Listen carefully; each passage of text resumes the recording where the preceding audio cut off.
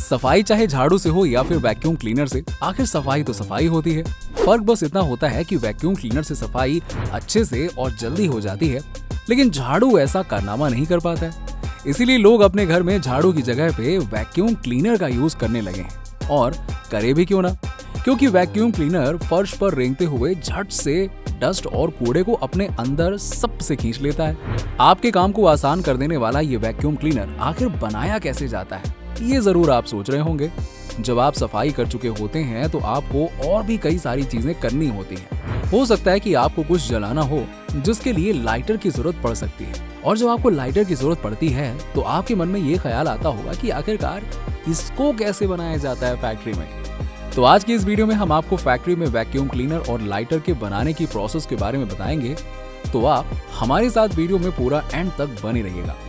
चलिए आपको ले चलते हैं वैक्यूम क्लीनर को बनाने वाली फैक्ट्री में, जहां पर छोटी छोटी लेकिन इम्पोर्टेंट मशीनें होती हैं जो अपने काम को बहुत ही आसानी और सटीक तरीके से करती हैं।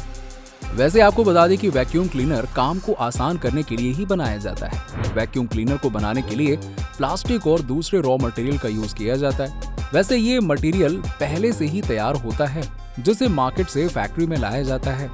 बात जब वैक्यूम क्लीनर की करते हैं तो इसके सबसे इम्पोर्टेंट पार्ट यानी इसके ढांचे की भी कर लेते हैं, क्योंकि बिना ढांचे के दूसरे टूल्स को कहाँ असेंबल किया जाएगा, है ना। इसके सांचे यानी कि कवर को बनाने के लिए प्लास्टिक के रॉ मटेरियल का यूज किया जाता है। प्लास्टिक के छोटे छोटे दानों को एक मशीन के टैंक में डाला जाता है और ये मशीन प्लास्टिक के दानों को हीट कर देती है और फिर ये लिक्विड में बदल जाता है। लिक्विड में बदलने के बाद इसे गाढ़े तरल में बदल दिया जाता है। फिर इसे मशीन में ही ठंडा किया जाता है और फिर मोल्डिंग मशीन इसे वैक्यूम क्लीनर के कवर के सांचे में ढालकर मशीन से बाहर निकाल देती है।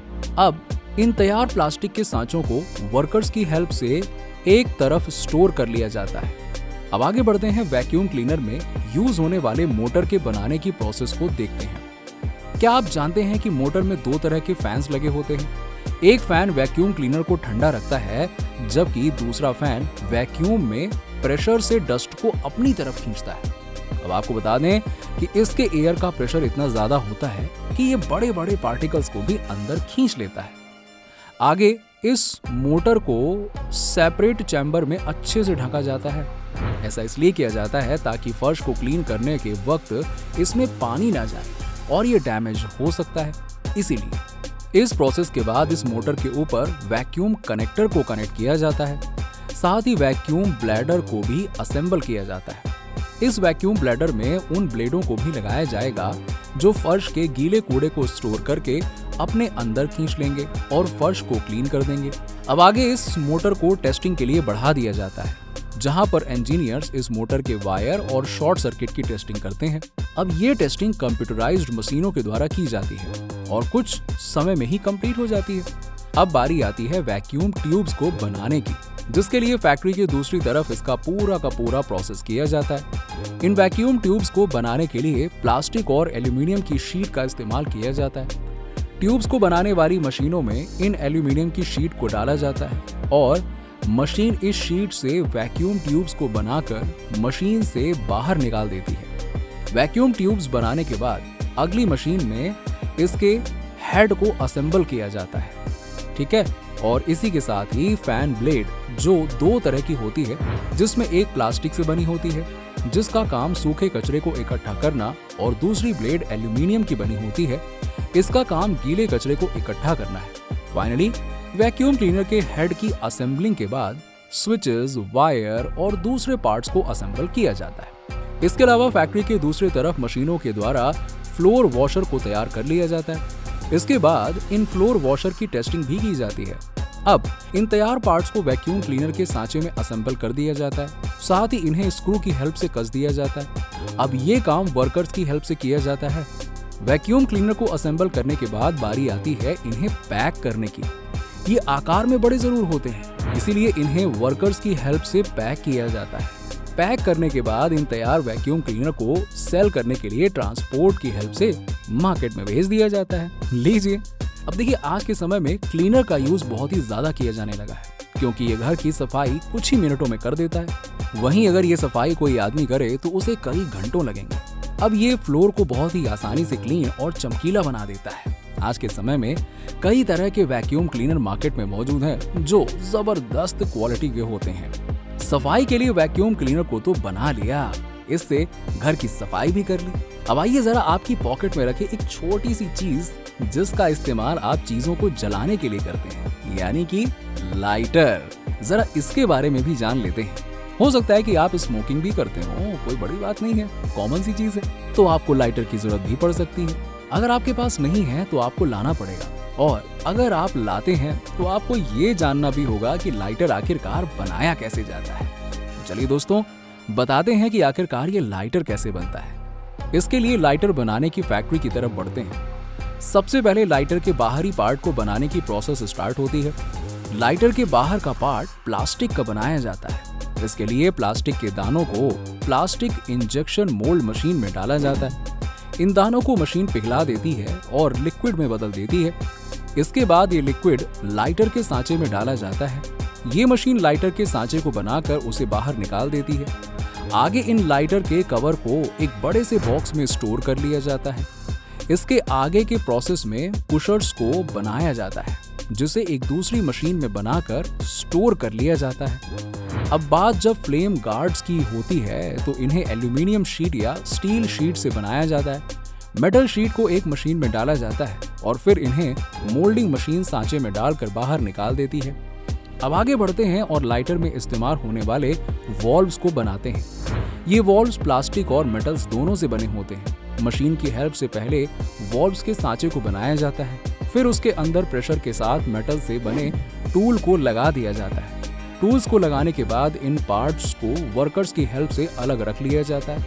अब बात आती है स्टिक की, जो इस लाइटर में इस्तेमाल की जाती है। इस स्टिक पाइप का काम गैस को प्रेशर के साथ ऊपर भेजना है।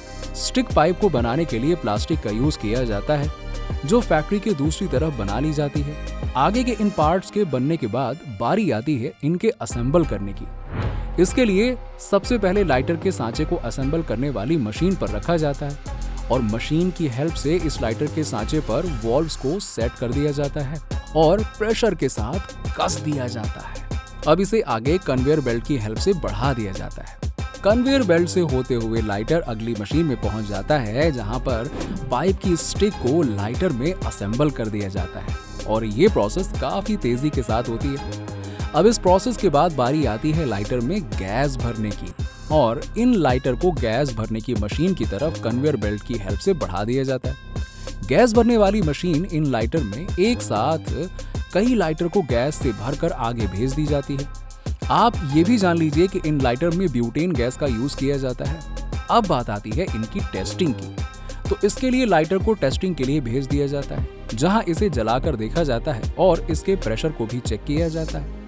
और चेक करने के बाद कर्मचारी इसको ओके कर देते हैं और फिर अब इसे पैक किया जाएगा। पैक करने के लिए इन लाइटर को पहले एक जगह पे स्टोर कर लिया जाता है, फिर पैकिंग मशीन में इन लाइटर्स को रख दिया जाता है। फिर पैकिंग मशीन इन्हें ग्रुप में एक साथ करके पतली पन्नी से सील कर देती है और आगे बढ़ा देती है।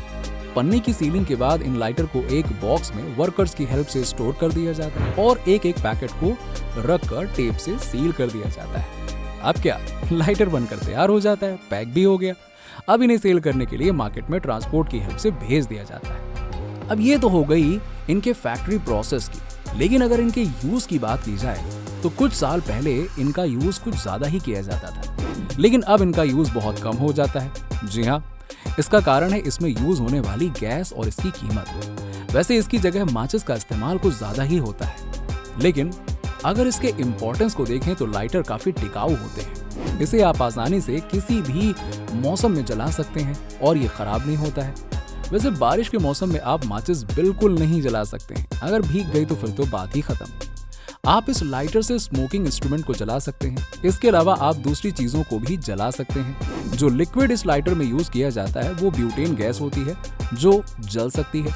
जब वॉल्व से प्रेशर दिया जाता है और चिंगारी निकलती है, फिर गैस चिंगारी के संपर्क में आने से जलने लगती है। जब तक आप वॉल्व्स को प्रेशर देते हैं तब तक गैस जलती है, और जैसे ही आप प्रेशर हटाते हैं गैस जलना बंद हो जाती है। दोस्तों, आशा करते हैं कि आपको हमारी वीडियो पसंद आई होगी। इसी बात पे जल्दी से हमारे चैनल को सब्सक्राइब करके वीडियो शेयर कर दीजिएगा।